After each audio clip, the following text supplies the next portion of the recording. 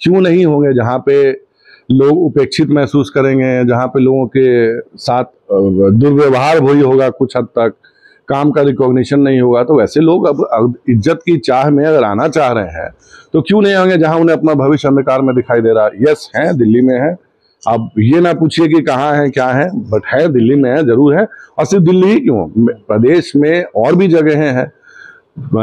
जमुई से लोग हैं जुड़ने को तैयार हैं, हाजीपुर से लोग तैयार हैं जुड़ने के लिए, कहाँ कहाँ से लोग नहीं। तो आदरणीय राजू तिवारी जी का मैं व्यक्तिगत रूप से भी बहुत सम्मान करता हूं, लेकिन मुझे सर ये बताइए कि आपकी पार्टी में कोई भी सांसद क्यों जाएगा उसका अपना भविष्य काला करने के लिए? तर्क दे रहे थे कि नानी अरे तो वो उस तर्क का जो कहिए जो असली कारण आपको केशव सिंह जी ने स्पष्ट कर दिया कि जब आप प्रधानमंत्री जी के नाम से आप लोगों को बुला रहे थे कि आइए प्रधानमंत्री जी आने वाले, लोग अपना चले गए।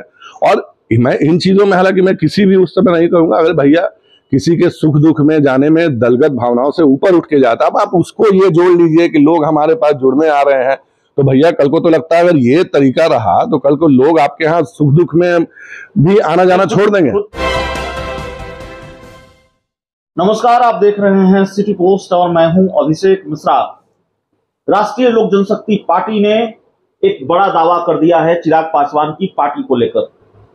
लोक जनशक्ति पार्टी रामविलास को लेकर यह दावा किया है कि पार्टी के 11 लोग, यानी चिराग की पार्टी के 11 लोग दिल्ली में जमे हुए हैं और वो रालोसपा का दामन थामने जा रहे हैं।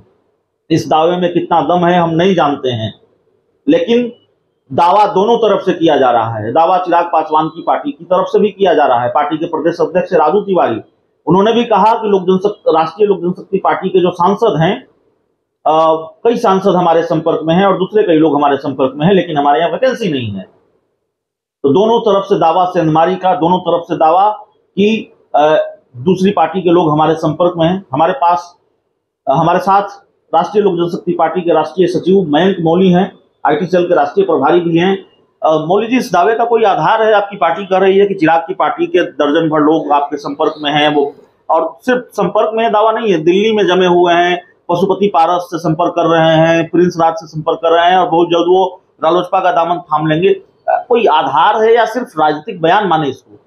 आधार कहा कि मैं आपको जैसे पहले मैं कह रहा था कि केशव सिंह जी ने आपको सब्सक्राइब बटन दबा के दे दिया है, बेल आइकॉन जो है वो आपको खरमास के बाद दिखना शुरू हो जाएगा। क्यों नहीं होंगे, क्यों नहीं होंगे जहाँ पे लोग उपेक्षित महसूस करेंगे, जहाँ पे लोगों के साथ दुर्व्यवहार भी होगा, कुछ हद तक काम का रिकॉग्निशन नहीं होगा। तो वैसे लोग अब इज्जत की चाह में अगर आना चाह रहे हैं तो क्यों नहीं होंगे जहाँ उन्हें अपना भविष्य अंधकार में दिखाई दे रहा है। यस है, दिल्ली में है। अब ये ना पूछिए कि कहाँ है क्या है, बट है, दिल्ली में है, जरूर है। और सिर्फ दिल्ली ही क्यों, प्रदेश में और भी जगहें हैं।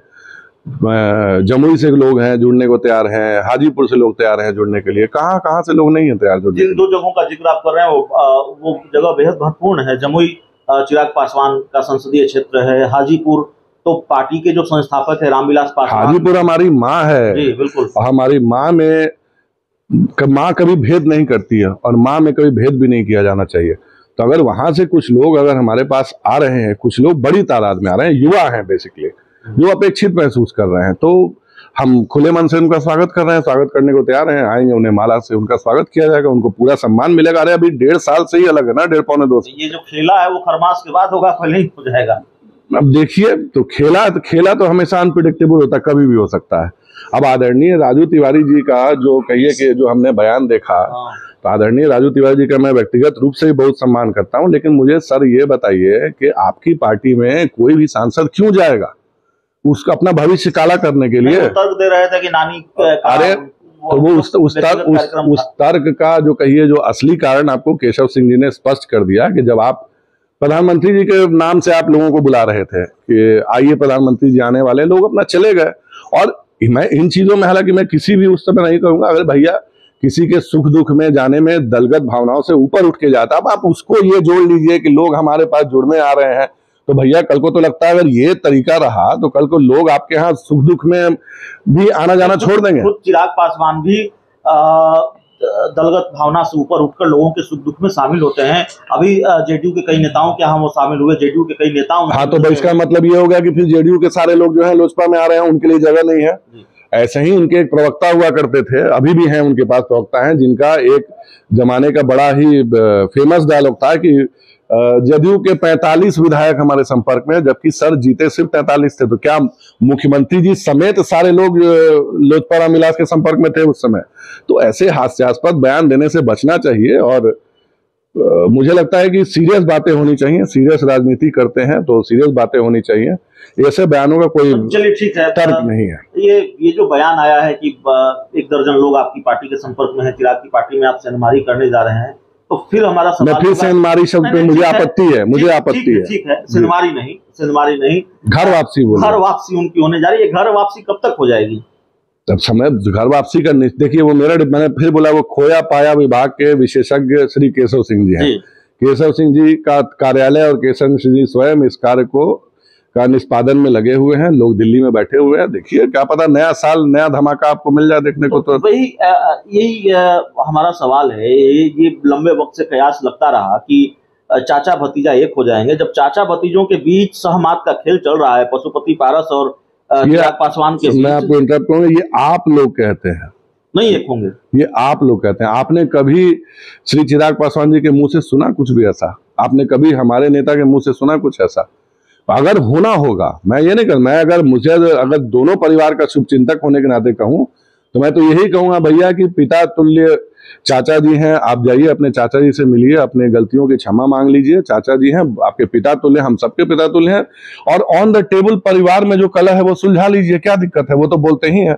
आप जाइए, पारिवारिक मामले में कभी भी किसी को कोई टीका टिप्पणी नहीं करनी चाहिए। हम ना मैं करूंगा, ना मैं कहूंगा कि कोई और भी करे, वो तो पारिवारिक मामला है।